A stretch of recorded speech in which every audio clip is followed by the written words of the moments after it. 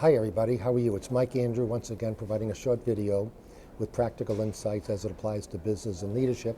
Although this time I'm going to revert back to something I like to do every once in a while because I think it's important about my experiences as an American living and working in the Middle East, primarily Saudi Arabia. Saudi Arabia over the last 9 to 10 years and prior to that in United Arab Emirates. It's really been an amazing experience for me personally. It's enhanced my life. Let me talk about 3 categories. 1, the notion of charity. Charity and good deeds, huge. Why is it huge? Because it's part of their religion, it's part of their teachings, it's part of what they call their hadith. Charity and good deeds. And charity can come right down to smiling at another person, welcoming another person. But let me give you some examples of, there's infinite number of examples, but I go walking a lot in these parks, and you'll be walking and they'll be on the ground. Somebody will come by and put down 1 or 2 cases of water for those walking. You just pick up a water if you need water.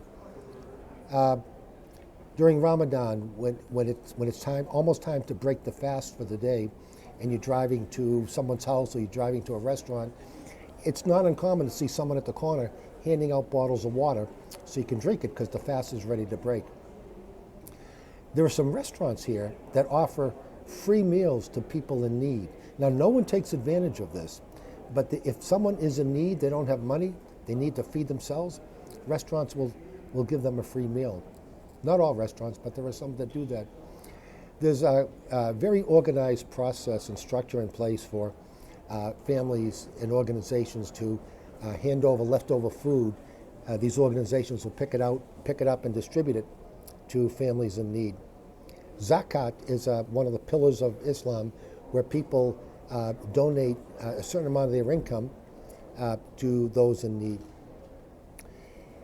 The country is going completely digital, far advanced, more advanced than most countries in the world. And one simple example is immigration. When you go into the airport, when you're leaving Saudi or coming back into Saudi, the efficiency, because everything is digitalized, automated, incredible. In the country, I think it's a kingdom of humanity. The amount of goodwill that they show to citizens around the world, especially those from war-torn countries, refugees that they bring in, and they take care of them. Incredible. The family's big everywhere, but the family, again, is part of their teaching. Stick with your family. Don't get away from your family. And that includes the mothers and the wives. Mothers, really key. And wives must be treated well.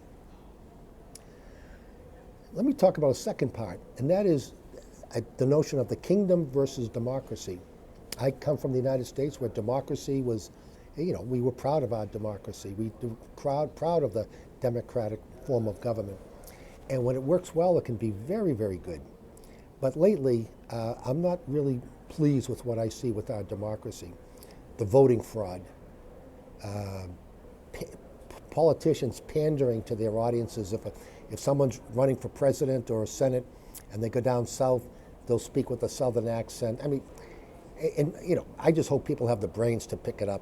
I don't know, and the divisiveness that it's being caused in our country, the burning of buildings, the riots, the looting, the divisiveness is really killing me in the United States. Winston Churchill once said, if you want to build a case against democracy, just talk to the average voter for 5 minutes. That says it all. Too many uninformed people voting. The kingdom, incredible. Every king in Saudi Arabia, they have always looked out for the greater good of the country and its citizens. Very altruistic, unified, no divisiveness. Someone once said, well, that's because they're not allowed to. They're allowed to, but they don't want to. People are proud of their country here in Saudi Arabia. No divisiveness. Everybody is on board for the Vision 2030. And by the way, they love the United States. They're disappointed in what's happening to the United States right now, which I won't get into, but they love the United States and the American people. What I love about Saudi is God is the foundation of their lives, and when God is the foundation, good things happen. Solidarity, people, society being unified, and no divisiveness, and feeling proud, and family.